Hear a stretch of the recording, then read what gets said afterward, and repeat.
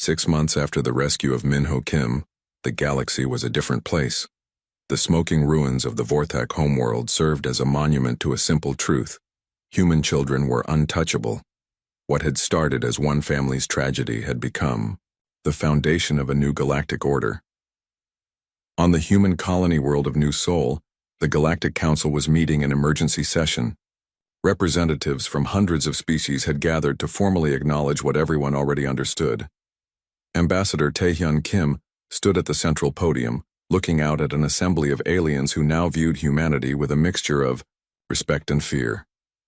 Honored delegates, Taehyun began, his voice carrying clearly through the vast chamber.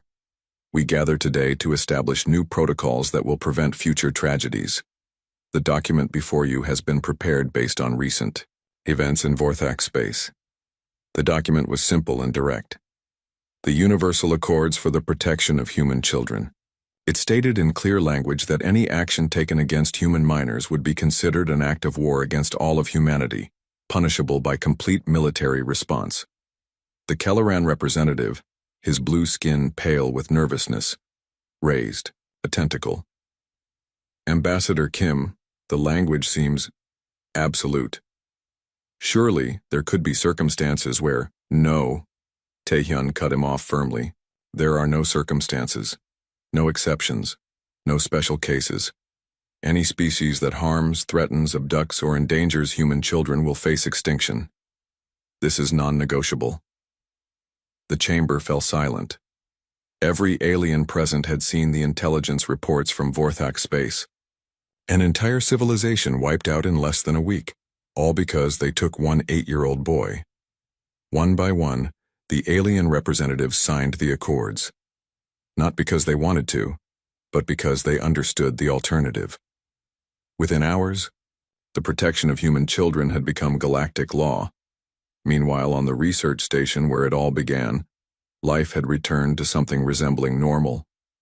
Dr. Jiwoo Kim was back to her scientific work, studying alien plant samples in her laboratory. But she was not the same gentle researcher she had been before. There was steel in her spine now, a hardness in her eyes that reminded everyone who saw her what she was capable of when threatened.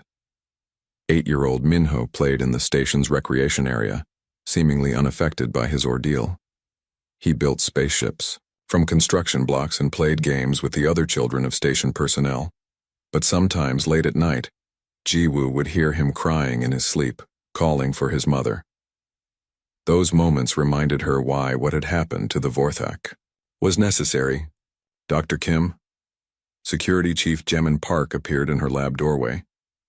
There's someone here to see you. Admiral Do-hyun Choi entered the lab, no longer wearing his military uniform, but dressed in civilian clothes. He looked tired, older than when she had first met him during the crisis. Admiral, Jiwoo said, standing to greet him. What brings you all the way out here? I wanted to check on Minho, Do-hyun replied, and to deliver some news personally. He sat down heavily in a chair across from her desk. The last Vorthak survivors have been located, about 3,000 individuals scattered across 12 different refugee camps. The question is what to do with them. Jiwoo was quiet for a long moment, considering. What do you recommend? They're broken, Do-hyun said simply. Their government is gone, their military destroyed, their homeworld uninhabitable. They pose no threat to anyone now. But they're still alive, Jiwoo observed. Yes. The question is whether we let them stay that way. Jiwoo looked out the window, at the stars, thinking about her son playing in the next room, safe and happy. Let them live, she said finally. But make sure they remember why they're alive. Make sure their children know the story of what happened when their people took a human child. Do-hyun nodded. They'll be monitored permanently. Any sign of aggression, any hint of a threat to human interests, and they'll be eliminated. But they can live with that knowledge. He stood to leave, then paused. Jiwoo, you know that what we did, it wasn't just about your son. I know, she replied. It was about every human child who will never be kidnapped because the galaxy is afraid of what we'll do to them. After the Admiral left, Jiwoo returned to her work. but her mind kept wandering to the wider implications of what had happened. The human response to Minho's kidnapping had been so overwhelming, so disproportionate by the standards of other species, that it had fundamentally changed how the galaxy viewed humanity. On Earth, in the halls of human government, politicians and military leaders were still processing the aftermath. Fleet Admiral Sunho Martinez, the man who had destroyed the Zephyrian Empire decades earlier, had come out of retirement to oversee the final phases of Vorthak elimination. "Mr. President," he reported to the Human Council, "Operation Child Shield is complete. Vorthak military capacity has been reduced to 0. Their civilization no longer exists as a functional entity." President Chen nodded grimly. "Casualties? On our side? Minimal. 12 Marines wounded during the rescue operation, no fatalities." The president looked around the council chamber at his advisors. "And the galactic response?" "Total compliance with the new accords," came the reply from the Secretary of Alien Affairs. "Every major species has signed on. Trade agreements with human worlds are actually increasing as governments try to demonstrate their peaceful intentions toward us." What they didn't say, but everyone in the room understood, was that the galaxy was now afraid of humanity in a way it had never been before. The gentle, diplomatic species that preferred negotiation to warfare had revealed its true nature when its children were threatened. Back on the research station, Minho was having dinner with his mother and asking questions with the endless curiosity of an 8-year-old. "Mom," he said between bites of his food, "why do people look at me funny now?" Jiwoo paused, choosing her words carefully. "What do you mean, sweetheart?" "When we went to the station market, everyone kept staring at me. And that alien trader, the one with the tentacles, he looked scared when he saw me." Jiwoo sighed. "How do you explain to a child that his kidnapping had resulted in the extinction of an entire species? Sometimes when bad things happen to one person, it teaches everyone else to be more careful," she said finally.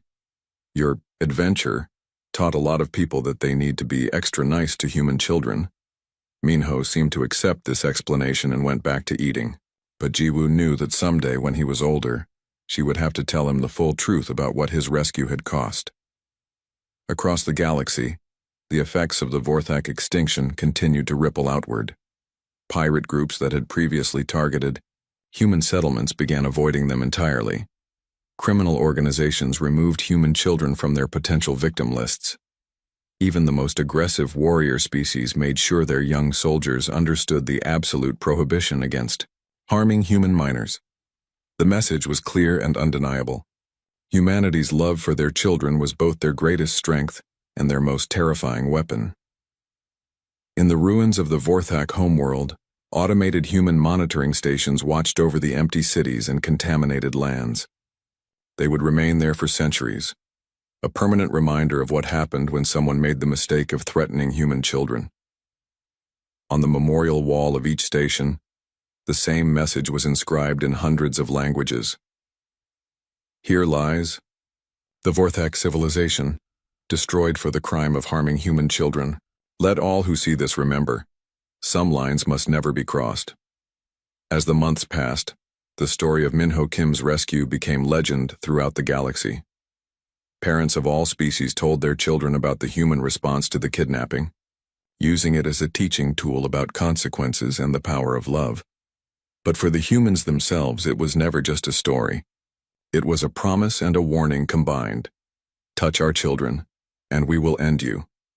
Dr. Jiwoo Kim continued her research on the remote station, her son growing up surrounded by the most powerful defensive fleet in the galaxy.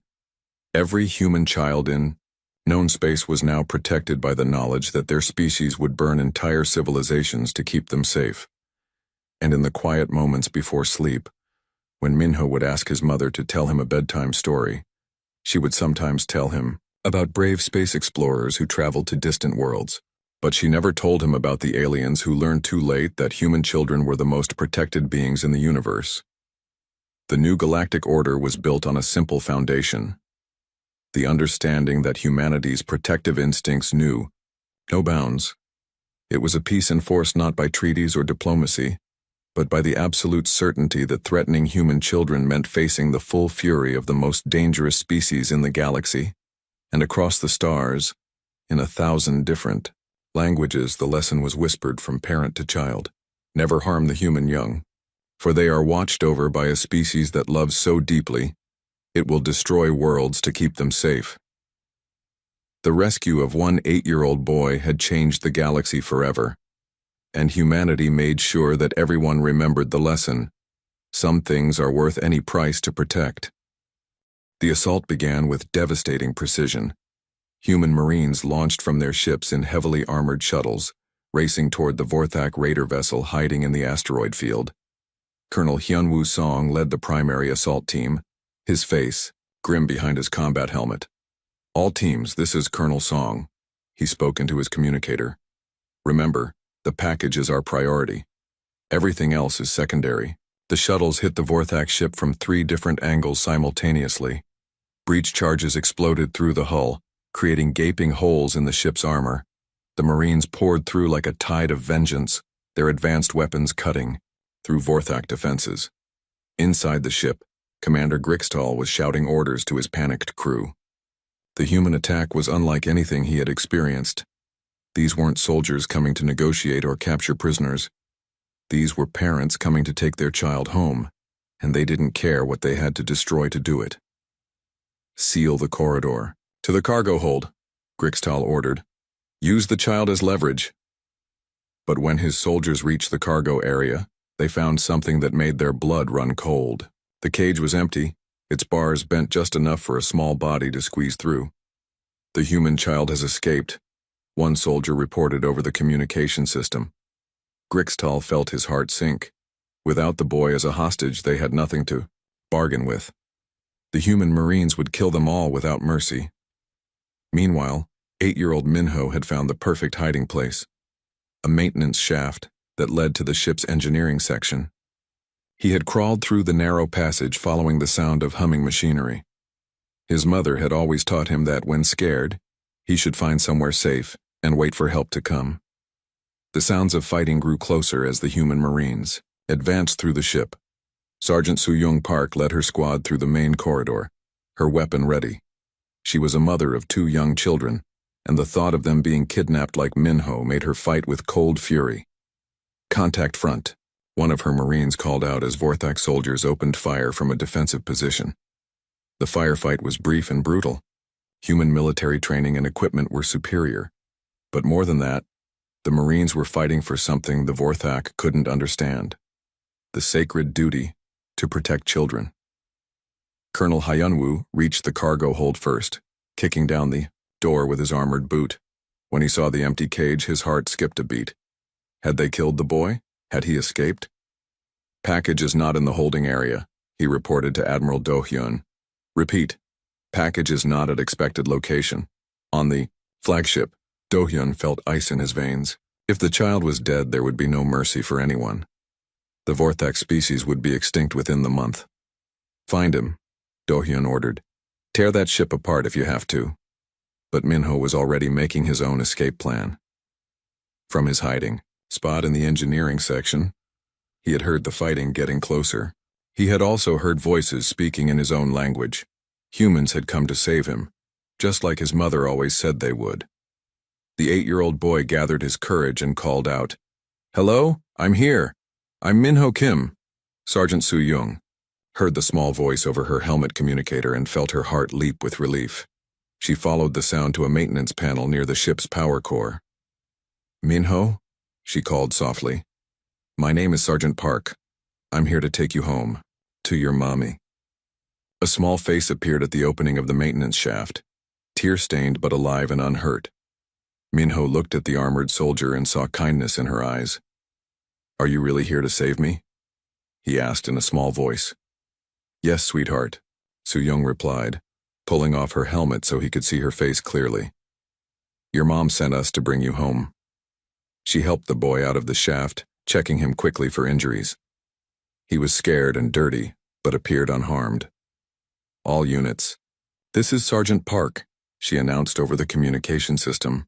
"I have the package. He's alive and well." The relief in Colonel Hyunwoo's voice was obvious. "Outstanding, Sergeant. Get him to the extraction point." But as they moved toward the exit, Commander Grixtal appeared at the end of the corridor with two of his remaining soldiers. He was holding an energy weapon, and his reptilian face was twisted with desperate anger. "Stop right there," he shouted. "Give me the child or I'll kill you all." Minho looked up at Sergeant Su-young with frightened eyes. She gently pushed him behind her and raised her weapon. "Commander," she said calmly, "you have two choices. Step aside and let us pass, or find out why you should never threaten human children." Grixtal hesitated. Something in the human female's voice warned him that she was not bluffing, but desperation made him stupid. "I'll shoot the boy," he threatened, trying to aim around the sergeant. That was his last mistake. Su-young moved with deadly precision, her training and maternal instincts combining into perfect lethality. 2 shots, perfectly placed. Grixtal and his soldiers dropped to the deck, their weapons falling silent. "Nobody threatens the children," she said quietly, then turned to Minho with a gentle smile. "Come on, sweetheart. Let's go home." 20 minutes later, the extraction was complete. Minho was safely aboard a human medical shuttle, being examined by doctors and speaking with his mother over video communication. "Mommy," he cried when he saw Dr. Jiwoo's face on the screen. "The soldiers came just like you said they would." Jiwoo was crying with relief, but her tears were mixed with something else, a cold satisfaction that justice was being done. "I love you, baby," she told her son. "You're safe now and you're coming home." But the rescue of Minho didn't end the human assault. If anything, it intensified it. Now that their child was safe, the humans could focus on the second part of their mission, making sure this never happened again. Admiral Do-hyun received confirmation of the successful rescue while his fleet was approaching the Vorthak homeworld. The planet's orbital defenses had already been destroyed, and the population was hiding in underground shelters. "Sir," Captain Young-ho reported, "the package has been recovered safely. All Marine units have returned to their ships." Do-hyun nodded, but his expression remained cold. "Signal all ships. Begin planetary bombardment." "Sir?" Young-ho looked confused. "We have the boy back. Mission accomplished." "No, Captain," Do-hyun replied. "The mission was never just about rescuing one child. It was about making sure no one ever tries this again." He activated the fleet communication system and addressed all ships. "All units, this is Admiral Choi. The package has been recovered safely. However, our mission is not complete. The Vorthak species has demonstrated that they consider human children acceptable targets. This cannot be tolerated." The bombardment of the Vorthak homeworld began 30 minutes later. It was methodical, precise, and completely devastating. Military installations, government buildings, spaceports, and industrial centers were destroyed, one by one. The human weapons didn't target civilian shelters directly, but the message was clear. Vorthak civilization was ending. Their ability to threaten anyone, especially human children, was being permanently eliminated.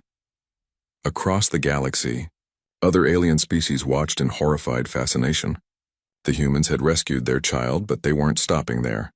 They were making an example that would be remembered for generations.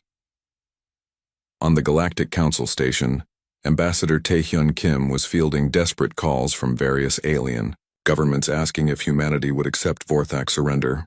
"The time for surrender was before they took our child," he replied to each inquiry. "Now there are consequences to pay." Within 72 hours, it was over. The Vorthak homeworld was a smoking ruin, their fleet was completely destroyed, and their colonies had been evacuated and then bombed into rubble. The few survivors were scattered across the galaxy as refugees, their civilization extinct. But the humans weren't celebrating victory. They were focused on reunion. At the research station where it all began, Dr. Jiwoo Kim held her son in her arms for the first time in 2 weeks. Minho clung to his mother, finally safe and sound.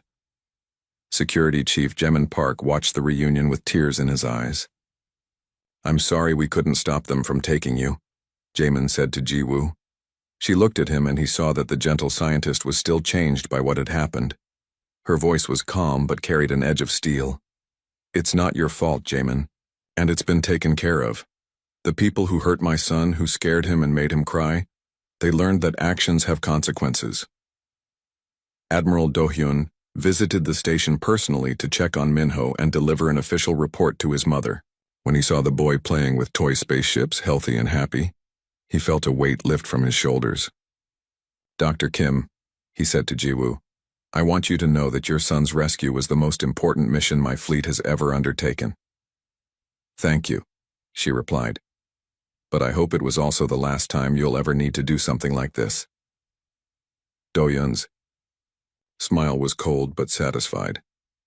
"After what we did to the Vorthak, I believe it will be. Every species in the galaxy now understands human children are off limits, forever." As the days passed and the galaxy absorbed the news of what had happened, a new understanding spread among the alien races. Humans were peaceful by choice, not by necessity. They preferred diplomacy and trade to warfare. But when their children were threatened, they became something else entirely, an unstoppable force that would burn entire civilizations too.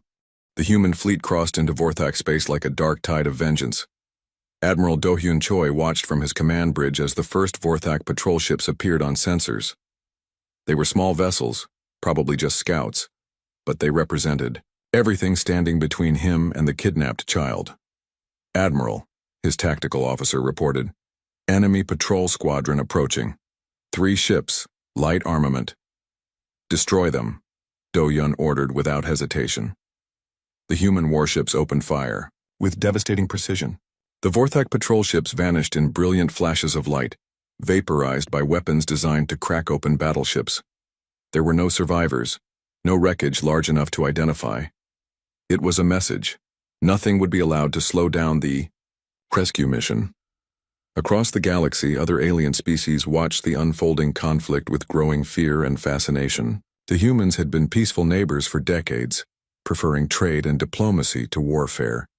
But now they had transformed into something terrifying and unstoppable. On the hegemony capital world, Supreme Chancellor Krex watched intelligence, reports with growing alarm. The humans weren't just attacking military targets. They were systematically destroying everything Vorthak: trading posts, mining stations, communication relays, even civilian transports that might be carrying Vorthak passengers. "Sir," his aide reported, "our analysts believe the humans are preparing for total species extinction. This isn't a rescue mission anymore, it's genocide." Krex nodded grimly. He had seen the classified files about what happened to the Zephyrians. An entire species wiped out because they killed human children. Now the Vorthak faced the same fate for taking just one child alive. Meanwhile, on the research station where it all began, Dr. Jiwoo Kim was coordinating with the fleet through encrypted communications. She had been transformed by rage and determination, becoming someone even she didn't recognize. "Jiwoo," came Admiral Do-hyun's voice over the communicator. "We've located the ship carrying Minho. We'll have him back within 24 hours. What about the rest of them?" she asked coldly. There was a pause. "What do you mean?" "The Vorthak, all of them. What happens after you get Minho back?" Another pause, longer this time. "Jiwoo, once we have your son safe, we can discuss." "No," she interrupted. "They took my child. They made him cry, made him scared, made him think his mother wasn't coming for him. I want them to understand that actions have consequences." The Admiral's voice was carefully neutral when he replied, "The fleet will complete its mission according to military doctrine." They both knew what that meant. Military doctrine was clear. Species that harmed human children were classified as existential threats. Existential threats were eliminated completely. In the Kornak system, Commander Grixtal was finally understanding the full scope of his mistake. His raider ship was hiding in an asteroid field, but he knew it was only a matter of time before the humans found him. His communications equipment was picking up transmissions from across Vorthak space, and the news was catastrophic. "Sir," his communications officer reported, "Fleet Command is gone. The humans destroyed the entire headquarters complex with orbital bombardment. Admiral Vexmore's ship was vaporized along with the whole command structure." Grixtal felt cold, fear in his stomach. The humans weren't just coming for the child. They were decapitating the entire Vorthak military command, making sure there would be no organized resistance. In the ship's cargo hold, little Minho sat in his cage, listening to his captors argue in their harsh language. He couldn't understand the words, but he could hear the fear in their voices. Something was happening, something that scared the scary aliens who had taken him from his mother. Minho had been working on loosening the bars of his cage whenever the guards weren't looking. He was small and flexible, and the Vorthak had built the cage for adult prisoners. If he could just get one bar loose enough. Back on the human flagship, Colonel Hyun-woo Song was preparing his Marine strike teams for the rescue operation. These were the best soldiers humanity had produced, veterans of conflicts across the galaxy. But they had never fought with such personal investment. Listen up, Hyun-woo addressed his assembled Marines. Intelligence says the target ship is lightly armed, maybe 30 crew members. But they've got the package right in the middle of their ship, surrounded by their quarters. One of his sergeants, Soo-young Park, raised her hand. Sir, what if they try to use the kid as a human shield? Hyun-woo's scarred face was stone cold. Then we show them why that's the worst mistake they could make. Every Marine in this unit has kids back home. Every one of us knows what we're fighting for. He activated a holographic display showing the Vorthak ship's layout. We go in fast and hard.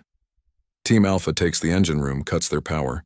Team Beta secures the bridge, stops them from sending distress signals. Team Charlie, that's my team, goes straight for the package. Sergeant Soo-young studied the tactical display. Sir, the corridor leading to the prisoner area is narrow. They could set up a choke point, use the boy as leverage. Not if they can't see us coming, Hyun-woo replied with a cold smile. We're going in through the hull using breach charges, multiple entry points, full shock and awe. By the time they realize what's happening, it'll be over. Meanwhile, across human space, the conflict was having effects no one had anticipated. On every human world, parents were holding their children a little closer, grateful that their families were safe. The kidnapping of one boy had reminded every human parent how precious and vulnerable their children were. On the colony world of New Shanghai, 8-year-old Nari Choi was asking her mother why Daddy had to go away with his big ships. There's a little boy who needs help, her mother explained carefully. Your daddy and his friends are going to bring him home to his mommy. Is the boy scared? Nari asked. Yes, sweetheart. He's very scared, but your daddy won't let anything bad happen to him. What her mother didn't say was that Admiral Do-hyun Choi had looked at pictures of the kidnapped boy and seen his own daughter's face. Every human parent in the galaxy was making the same connection, turning one family's tragedy into a species-wide cause for war. In the Galactic Council chambers, emergency sessions were being held as the conflict escalated beyond all expectations. Representative after representative was taking the floor to distance their species from the Vorthak. Ambassador Taehyun Kim sat calmly in the human delegation section, watching alien diplomats panic as reports came in of human fleet movements. His expression was serene, but his words were ice-cold when he spoke. Honored delegates, he said when called to speak. I want to remind everyone that this situation could have been avoided very simply. All the Vorthak had to do was not kidnap human children. The Kelleran representative stood up urgently. Ambassador Kim, surely the human response has been disproportionate. One child does not justify. One child, Taehyun interrupted, is one child too many. The human position is non-negotiable. Our children are off limits. Period. Any species that harms them faces extinction. The chamber fell silent. Several alien representatives were looking at each other nervously, probably wondering if their own species had ever inadvertently threatened human children. Taehyun continued, his voice carrying across the stunned chamber. Let this be a lesson to everyone present. Humans are peaceful by choice, not by weakness. When you threaten what we hold most dear, we become something else entirely. Back in Vorthak space, the systematic destruction continued. Human forces weren't just hunting for the kidnapped child. They were methodically destroying every aspect of Vorthak civilization. Space stations were being vaporized, colonies were being evacuated and then bombed flat. Entire star systems were being blockaded. On the Vorthak homeworld, panic was spreading through the population. Refugees from destroyed outer colonies were flooding in with stories of human ruthlessness. The orbital defense platforms had been destroyed in the first wave of attacks, leaving the planet defenseless. Civilian leader Thokmar tried to broadcast a surrender offer to the approaching human fleet, but there was no response. The humans weren't interested in surrender. They wanted complete elimination of the threat to their children. In his hidden ship, Commander Grixtal was making one last desperate attempt to save himself and his crew. He activated the ship's communication system and tried to contact the human fleet. Human vessels, he broadcast on all frequencies. This is Commander Grixtal of the Vorthak 3rd Raider Wing. I have your child. I am willing to return him unharmed in exchange for safe passage. The response came from Admiral Do-hyun personally, his voice colder than the vacuum of space. Commander Grixtal, you had your chance to return our child safely. That time has passed. You will surrender the boy immediately and unconditionally, or you will be destroyed. You have 10 minutes to comply. Grixtal tried again, desperation creeping into his voice. Admiral, surely we can negotiate. I never intended to harm the child. This was just a misunderstanding. 9 minutes. Do-hyun's voice cut him off. In Byar-yeom, the cargo hold, Minho had finally managed to work one of the cage bars loose enough to squeeze through. He was a small boy, and fear had made him even more determined. As the adults argued above him, he slipped out of his prison and began looking for somewhere to hide. He had learned enough about ships from visiting his mother's station. Fleet Admiral Do-hyun Choi stood on the bridge of his flagship, the massive warship Retribution. Around him, the largest human fleet ever assembled was moving through space like a storm cloud. 63 warships, from small destroyers to enormous battleships, all heading toward Vorthak territory with one purpose: bring home a little boy named Minho. Do-hyun looked at the picture on his personal display screen. It showed his own daughter Nari, 8 years old with bright eyes and a happy smile. She looked so much like the kidnapped boy that it made his heart ache. Every time he thought about Minho scared and alone on an alien ship, he saw Nari's face. Admiral, his aide Captain Young-ho Lee reported, all fleet units are in position. We'll reach Vorthak outer territory in 18 hours. Good, Do-hyun replied, his voice cold as space. Signal all ships. When we cross that border, we are at war. No warnings, no negotiations. Anything that moves and isn't the boy gets destroyed. On the surface, this looked like a rescue mission. But everyone in the fleet knew better. This was about sending a message that would echo across the galaxy for generations. Touch human children, and humanity will end you. In the Marine section of the ship, Colonel Hyunwoo Song was briefing his soldiers. These were not ordinary Marines. They were the best of the best, veterans of a dozen conflicts, trained for the most dangerous missions. But they had never looked as serious as they did today. Listen up, Hyunwoo said, his scarred face grim. Our mission is simple. We get the boy back alive.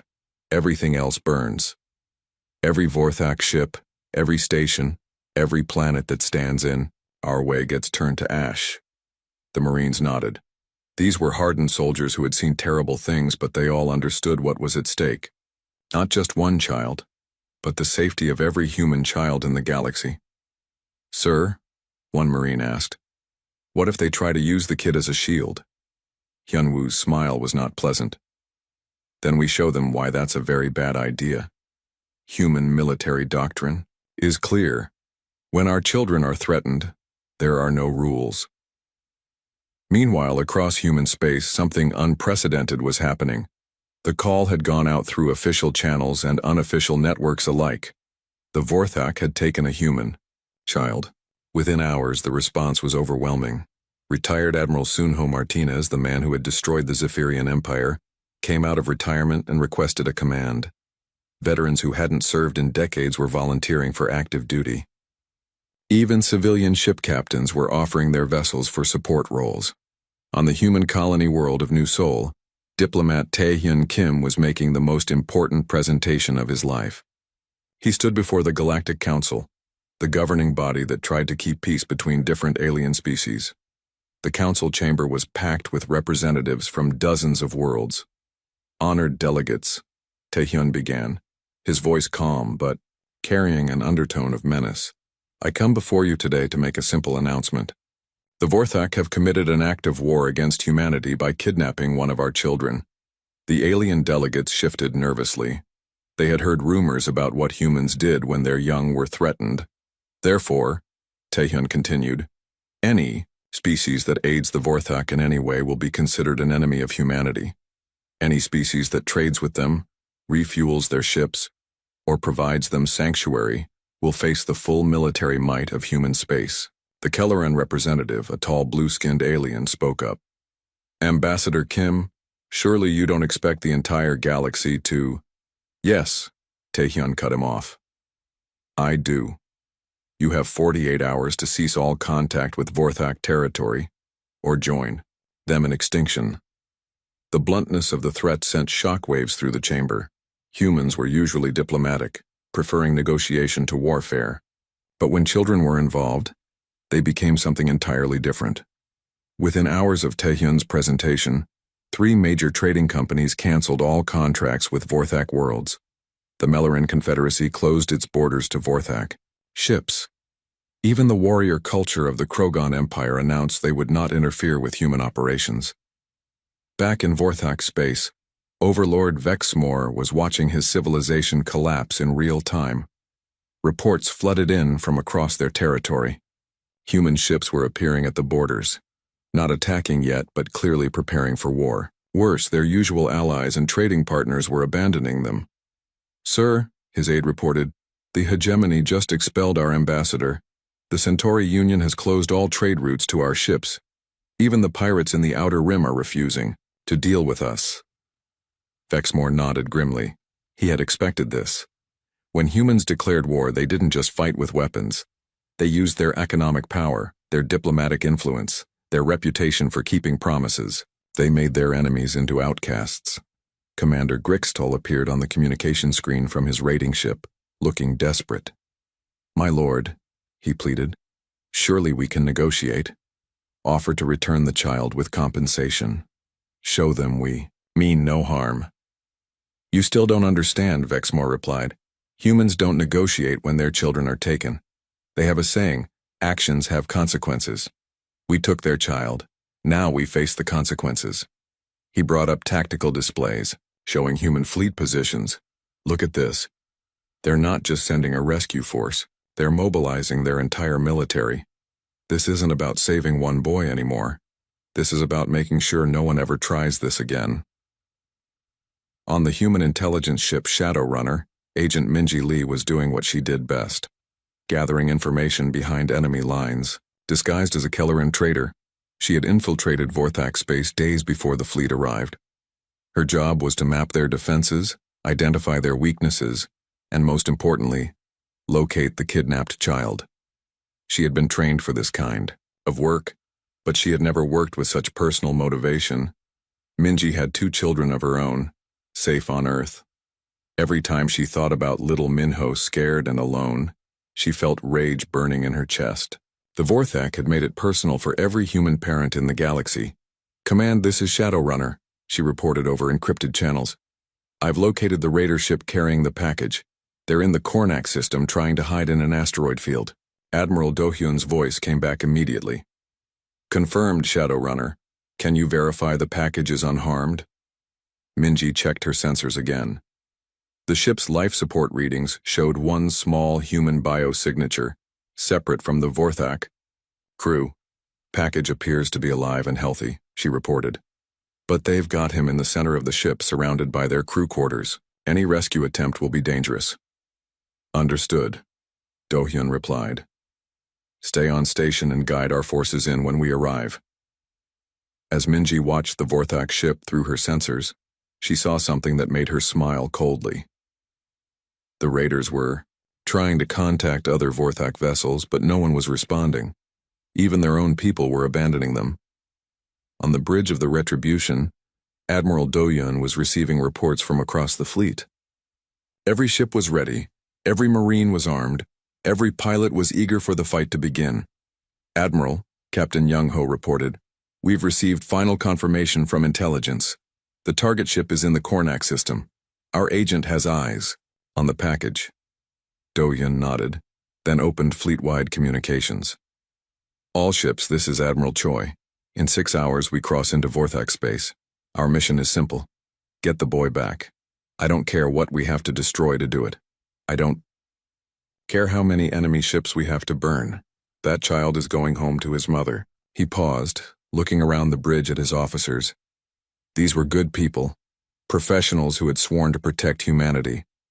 Today, they would show the galaxy what that oath really meant. "One more thing," Do-yun continued.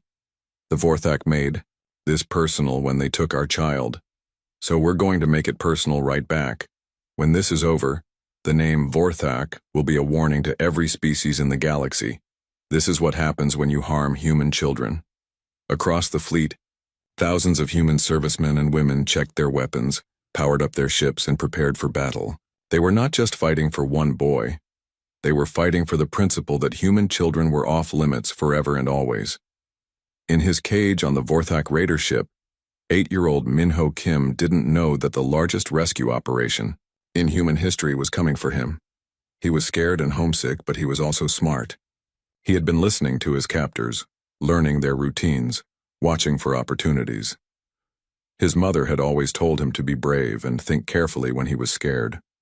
So even though he was just a little boy, Min-ho was planning. If the chance came to escape, he would be ready.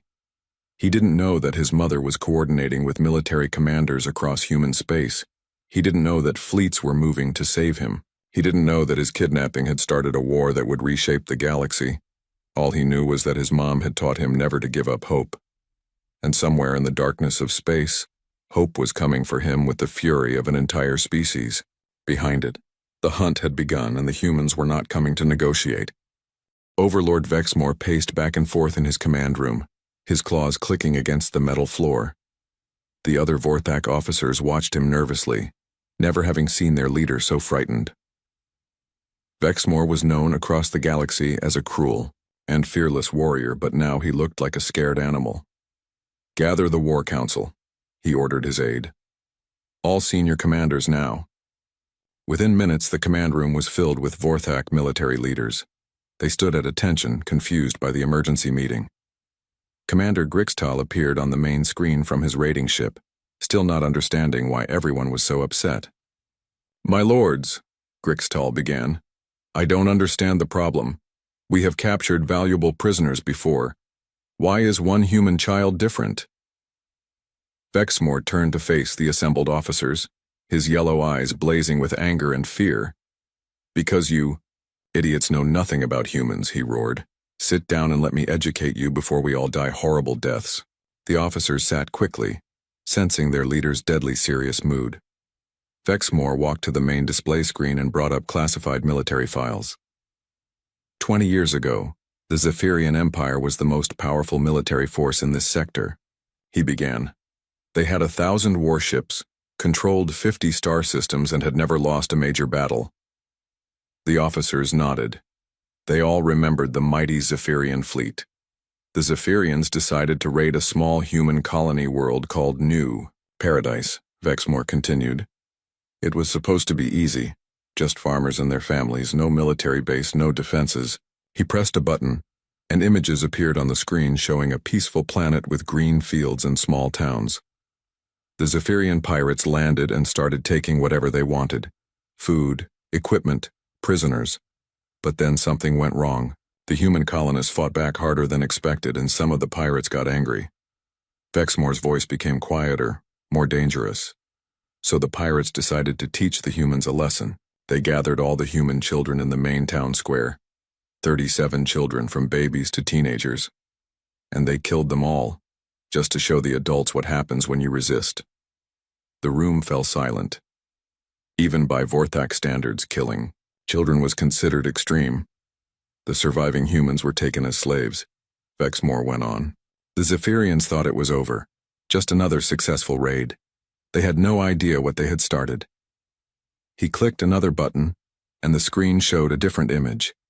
Massive human warships moving through space like a dark cloud. 3 days later, a human fleet arrived at New Paradise.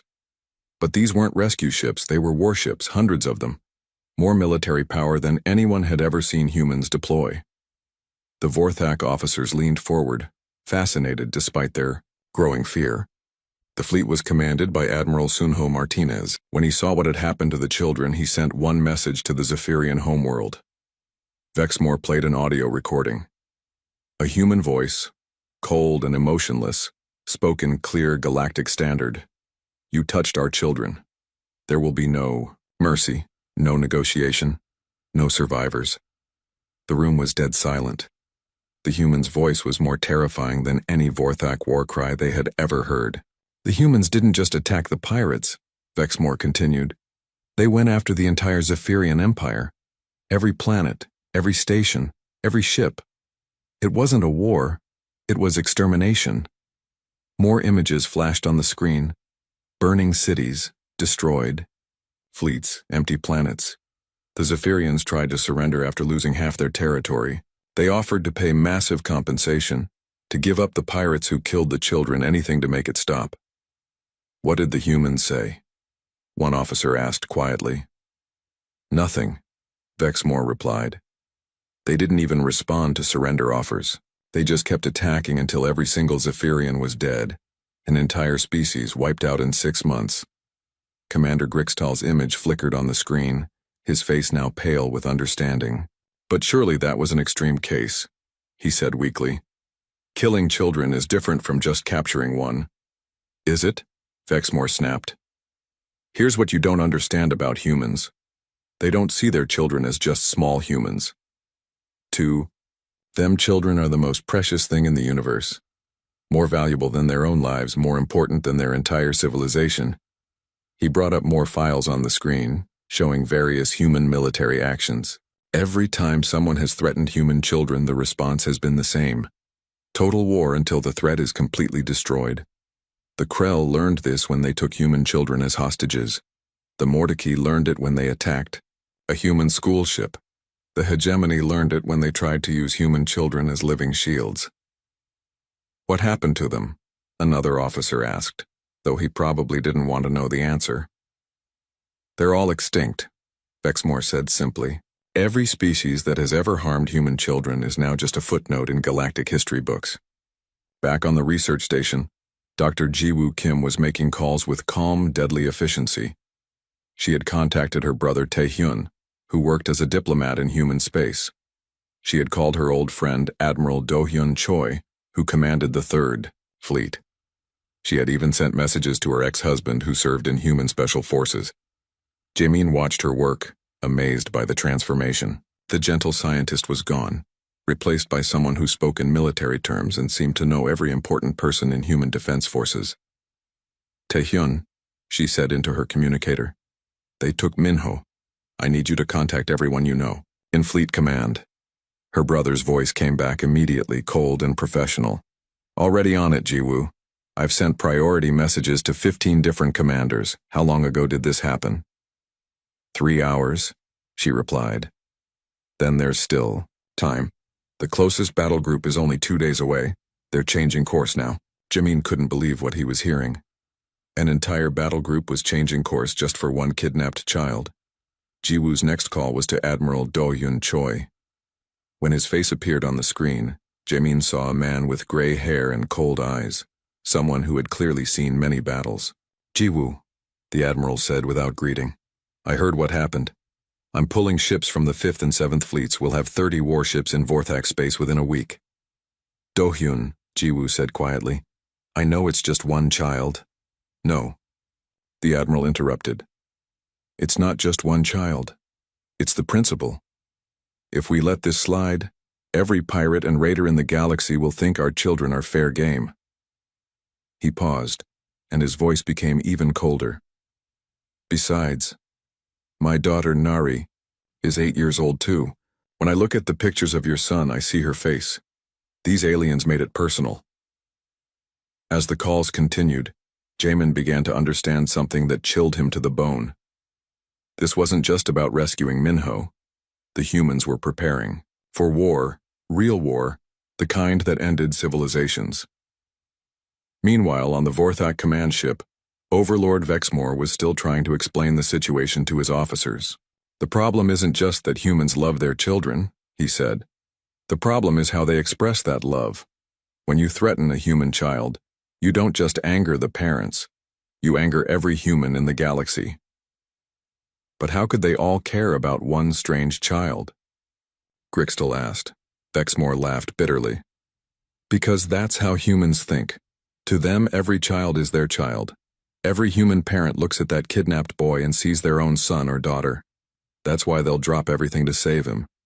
HFY pulled up intelligence reports on the screen showing human fleet movements. Look at this. In the past 4 hours, 17 human battle groups have changed course toward our territory. Admiral Command has put the entire human defense force on high alert. They're pulling ships from patrol duties, defensive positions, even peaceful exploration missions. The reports kept coming in, each one more frightening than the last. Sir, an aide reported, our spies in human space say that retired military officers are volunteering to return to service. Veterans who haven't flown combat missions in decades are requesting immediate reactivation. Vexmore nodded grimly. Of course they are, because somewhere out there is a scared 8-year-old boy calling for his mother, and every human with a conscience can't sleep knowing he's in danger. Commander Grixtal finally began to understand the magnitude of what he had done. What do we do? He asked quietly. Pray, Vexmore replied. Pray that we can return the child before the human fleet arrives, because once they cross into our space, nothing will stop them except total victory or total death. As if summoned by his words, an urgent message appeared on the command screen. It was from human space, broadcast on all frequencies, so everyone in the sector could hear it. The face of Admiral Do-hyun Choi appeared, his expression carved from stone. To the Vorthak forces who have taken the human child, you have 72 hours to return him unharmed to his mother. After that time expires, we will consider your entire species an enemy of humanity. The message continued. We are not interested in negotiation. We are not interested in ransom. Return the child or face the consequences. The transmission ended, leaving the Vorthak command room in shocked silence. 72 hours, Vexmore whispered. They're not even pretending this is about rescue anymore. They're giving us time to prepare for war. And across the galaxy, human fleets were already moving, carrying with them the fury of an entire species whose most sacred rule had been broken. Never harm the children. The asteroid mining station floated quietly in space, its lights twinkling against the black void. Dr. Ji-woo Kim looked out the window of her lab, watching the distant stars while her equipment hummed softly in the background. She was studying alien plant samples, work that fascinated her but kept her away from home for months at a time. Mom, I'm sleepy, came a small voice from behind her. Ji-woo turned to see her 8-year-old son Minho rubbing his eyes. The boy had been staying with her during school break and she loved having him here, even if a research station wasn't the most exciting place for a child. Come here, little one, she said, picking him up. Let's get you to bed. She carried Minho to the small sleeping quarters they shared. The station was not large, with only 12 people living and working there. Most were scientists like herself, with just 2 security guards to keep them safe. This far from human space, nobody expected trouble. Will you tell me a story? Minho asked as she tucked him into his narrow bed. Of course, Ji-woo said, sitting beside him. She told him about brave astronauts exploring new worlds, making her voice soft and soothing. Soon Minho's breathing became deep and steady. She kissed his forehead and quietly left the room. Meanwhile, in the security office, Jamin Park was watching the sensor screens. He was the head of security, though there wasn't much to secure on a research station. Mostly he checked equipment and made sure the airlocks worked properly. Tonight seemed like any other quiet night. That changed when his screens lit up with warning signals. What the hell? Jamin muttered. leaning forward. 3 ships were approaching fast, and they weren't human designs. The hulls were dark and covered in spikes, built for war rather than exploration. His blood ran cold as he recognized the type. Vorthak, Raiders. Jamin hit the alarm button and red lights began flashing throughout the station. He grabbed his radio and started shouting warnings to everyone. All personnel, this is security. We have hostile ships incoming. Get to the safe rooms now. But it was too late. The Vorthak ships were already docking, their hull cutters burning through the station's outer walls. Jamin grabbed his weapon and ran toward the main corridor, hoping to buy the civilians time to hide. The Vorthak were reptilian creatures, 7 feet tall with thick green skin and sharp claws. They wore black armor and carried energy weapons that could burn through metal. They moved through the station like a pack of hunters searching for anything valuable. Commander Grixtal led his warriors with practiced efficiency. He had raided dozens of stations like this one, always looking for technology, rare materials, or prisoners to sell as slaves. Humans were particularly valuable because they were smart and could do complex work. Search everything, Grixtal ordered his soldiers. Take whatever looks important. Jamin tried to stop them, firing his weapon at the raiders as they moved through the corridors. But he was just one man with a small gun, while they were trained killers with military weapons. They shot back, and Jamin had to duck behind corners to avoid being burned alive. The other security guard, Kyung, tried to help from the other end of the station, but there were too many raiders.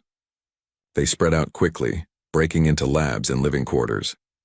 Dr. Jiwoo woke up to the sound of alarms and shooting. Her heart pounded as she realized what was happening.